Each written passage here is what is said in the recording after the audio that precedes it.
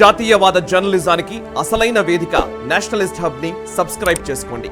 Notifications కోసం bell icon పై click చేయండి. Next అంశం సార్, ఉక్రెయిన్ కి సంబంధించిన విషయం ఒకటి ఉంది.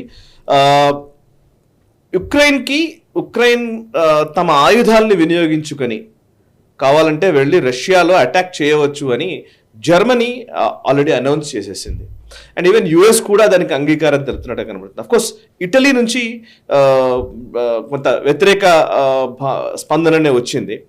అండ్ దీనికి రిటర్న్గా వ్లాదిమిర్ పుతిన్ చాలా గట్టి వార్నింగ్ కూడా ఇచ్చారు. ఒకసారి ఉక్రెయిన్ అండ్ రష్యాకి మధ్య జరుగుతున్నటువంటి విషయాల్లో ఏం డెవలప్మెంట్స్ ఉన్నాయో చెప్తారా? ఇది చాలా చాలా డేంజరస్ డెవలప్మెంట్. ఇది ఇంతవరకు ఏంటంటే మీరు మిమ్మల్ని రక్షించుకోవడానికి యుద్ధం చేయొచ్చు అంతే, కానీ రష్యా భూభాగం లోపల వెళ్ళి మీరు అటాక్ చేయడానికి వీల్లేదు అని నేటో అందరూ కూడా చెప్పారు ఇంతవరకు. ఇప్పుడు వాళ్ళకి పర్మిషన్ ఇవ్వడం జరుగుతుంది. ఫ్రాన్స్ ఇచ్చింది, అలాగే అమెరికా బాహటంగా చెప్పకపోయినా వాళ్ళు పరోక్షంగా వాళ్ళకి మీరు చేయవచ్చు అని వాళ్ళు కూడా పర్మిషన్ ఇచ్చారు. యుక్రెయిన్ కూడా ఇప్పుడు రష్యా లోపల వెళ్ళి దాడి చేద్దామని వాళ్ళు ప్రయత్నాలు మొదలుపెట్టారు వాళ్ళు. ఎందుకంటే క్రమేపీ వాళ్ళు ఓడిపోతున్నారు, రష్యా సైన్యానికి వ్యతిరేకంగా ఓడిపోతున్నారు. ఫస్ట్ వాళ్ళకి ఆయుధ సామాగ్రి తగ్గిపోయింది, ధన సహాయం తగ్గిపోయింది. క్రమేపీ వాళ్ళు వెనక స్టెప్ వేసేటువంటి పరిస్థితులు వస్తుంటే సడన్గా వాళ్లకు ఇప్పుడు ఈ ఫ్రీ హ్యాండ్ ఇచ్చేసరికి బహుశా రష్యాలో వాళ్ళు వెళ్ళి మేజర్ అటాక్ చేసేటువంటి ప్రమాదం ఉంది.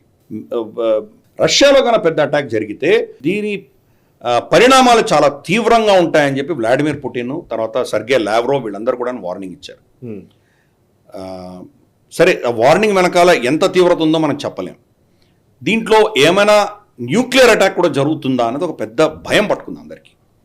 బహుశా స్ట్రాటజిక్ న్యూక్లియర్ అటాక్ జరగకపోవచ్చు, టాక్టికల్ న్యూక్లియర్ అటాక్ జరగవచ్చు.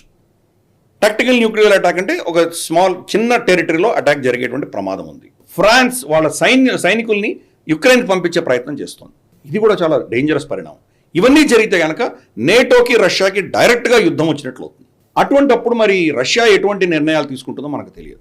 రష్యా వాళ్ళు కాపాడుకోవడానికి వాళ్ళు బహుశా న్యూక్లియర్ వెపన్స్ వాడితే దాన్ని వీళ్ళు నిజంగా ఆక్షేపించలేరు. ఎందుకంటే రష్యాని రెచ్చగొట్టేది వీళ్లే కదా. రెచ్చగొట్టినప్పుడు రష్యా మరి రియాక్ట్ అయితే కనుక దాని పర్యావసానం దానికి ఎవరు బాధ్యులు? ఇది చాలా డేంజరస్ ట్రెండ్.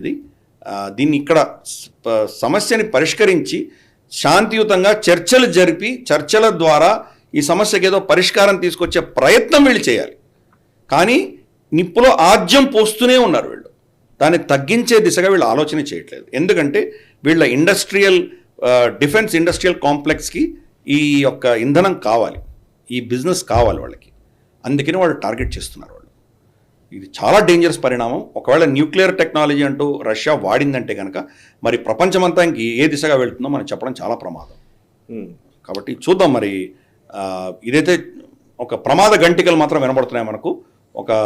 ఒక అటాక్ అంటూ జరిగిందంటే రష్యా మీద, ఇంకా దాని తర్వాత వచ్చే పరిణామాలను ఎవరు ఆపలేరు.